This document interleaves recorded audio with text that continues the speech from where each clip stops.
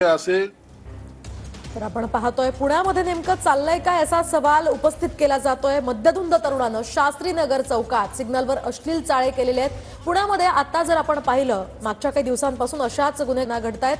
पुण्यातील शास्त्रीनगर चौकात नेमकं काय घडलं आपण पाहूयात। तर या चौकात सिग्नलवर मध्यधुंद अवस्थेत असलेल्या तरुणानं अश्लील चाळे केले। तर हा बड्या बापाचा पुत्र असल्याचं समजतंय। MH12 RF 8419 या नंबरच्या BMW कारमध्ये या तरुणानं हे अश्लील चाळे केलेत। तर BMW कार मनोज अहुजा नावाच्या एका व्यक्तीच्या नावावर असल्याची माहिती सूत्रांनी दिली आहे। तर भर रस्त्यावर सुद्धा या तरुणानं अश्लील चाळे केल्याचा हा व्हिडिओ समोर आलाय आणि विशेष म्हणजे तो मध्यधुंद अवस्थेत गाडी चालवत होता।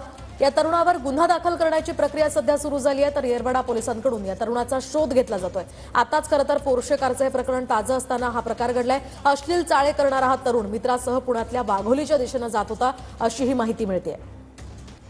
आज खरं तर महिला दिन आहे आणि महिला दिनाच्या या दिवशी हा व्हिडिओ चांगलाच व्हायरल होतोय।